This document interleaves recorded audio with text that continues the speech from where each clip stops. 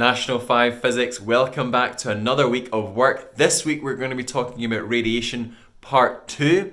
But as you can see, I'm wearing a hat because my hair is very fluffy, because I haven't gelled it, because we're in lockdown and these things happen. But I'm about to go walk with Nova, and I'm just going to ask her what park she would like to go to. So let's just nip across and ask Nova what park she would like to go to, and then we'll head out. So Nova, I know lockdown's been a little bit boring, but I would like your thoughts on what walk you would like to go to. Okay, so I'm going to give you some options and just let me know which one's your favourite, okay? Nova, can you stop sniffing the carpet, please? And actually listen to me. Okay, thank you. Right, do you want to go to Pollock Park, Nova? What about... Okay, no, well, clearly not. Do you want to go to Queen... Nova, can you stop licking yourself, please? Thank you. Okay, can we go... Do you want to go to Queen's Park? Okay, maybe not. What about Newlands Park? Oh, that got you a little bit excited. What about Linn Park? Oh, look at those. Do you want to go to Linn Park, Nova? Look at those ears. Okay, do you want to go? Let's go. There we go, folks. Linn Park is the decision. So you're going to join us in a wee walk around Linn Park.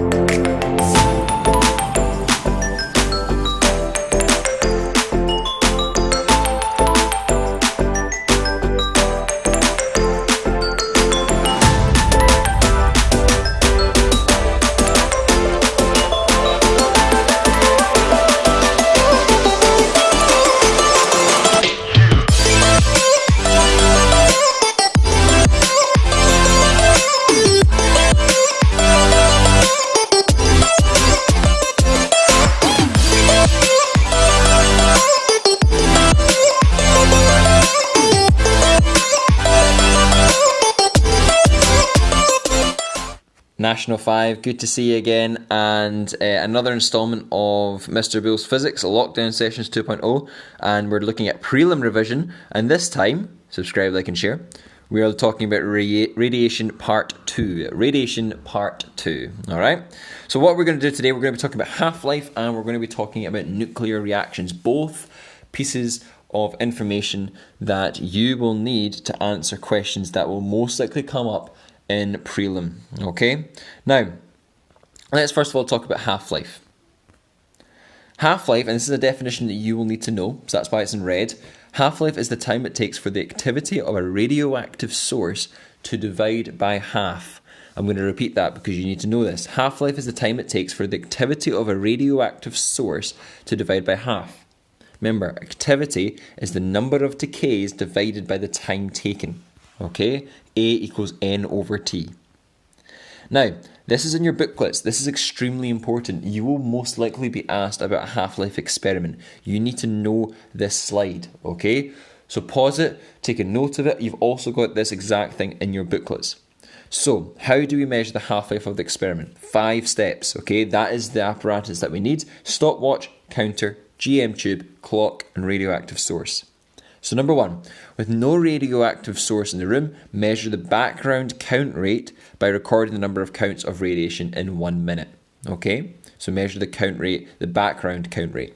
Number 2, with the radioactive source in place, use the counter and stopwatch to record the number of disintegrations in 1 minute. Okay, then repeat the measurement every single hour.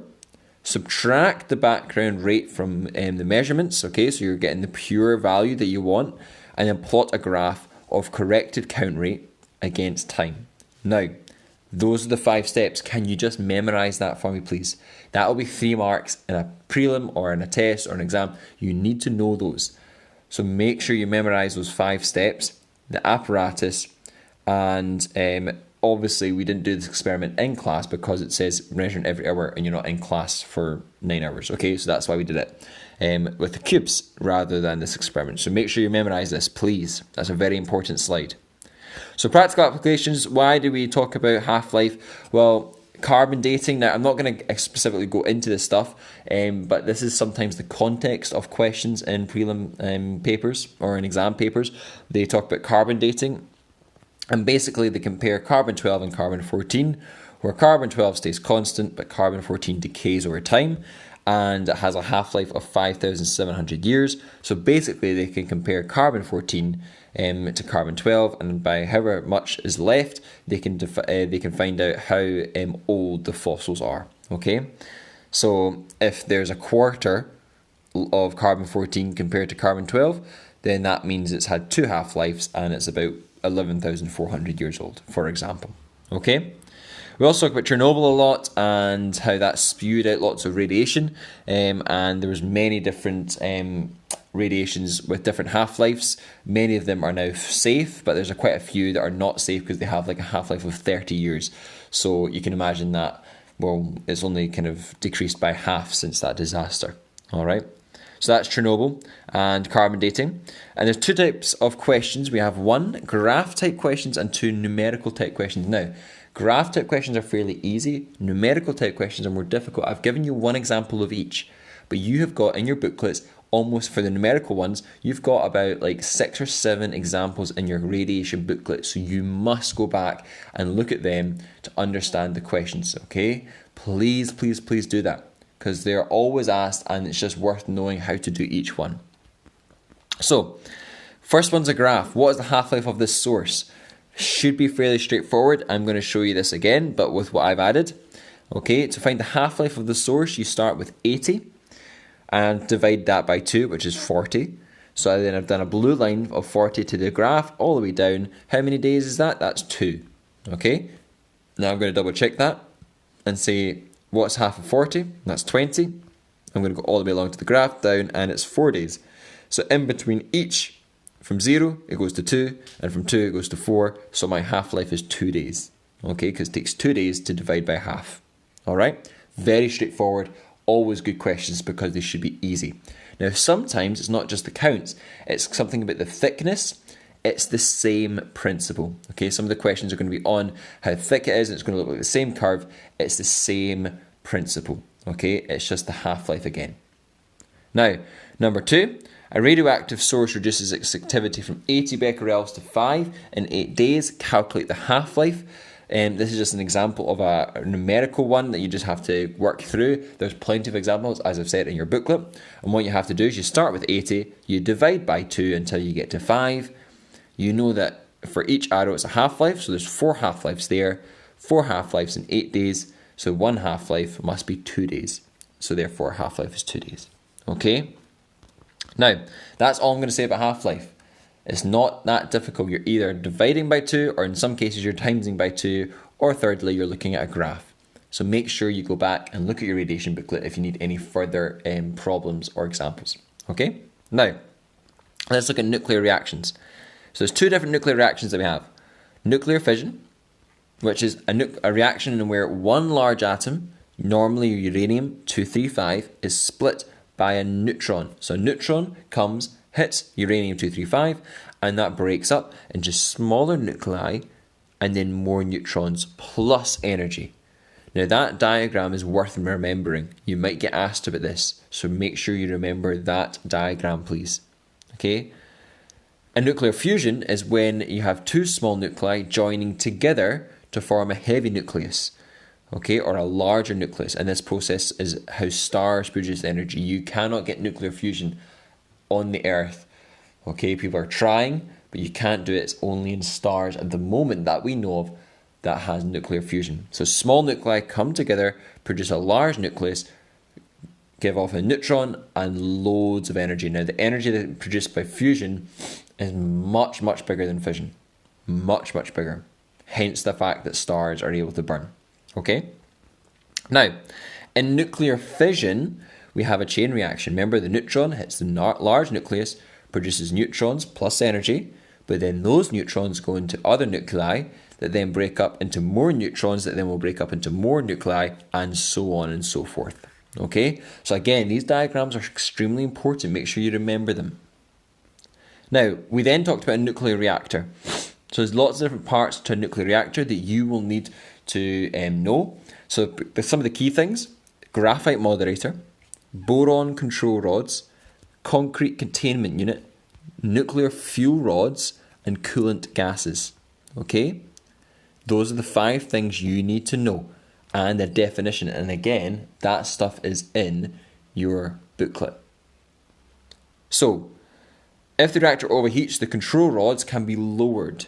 Okay, they absorb neutrons. Remember, those neutrons are the things that are causing the nucleus or nuclei to decay. Okay, and that produces energy. So they're stopping that by going down the way and absorbing those neutrons. Okay, if they were to go all the way down those control rods, you would stop the reaction because neutrons can't move, and therefore if they can't move, then and they get absorbed, they can't hit nuclei, and therefore they can't break them down, and therefore there's no energy. Okay. Now, let's talk about what each of these are. Fuel.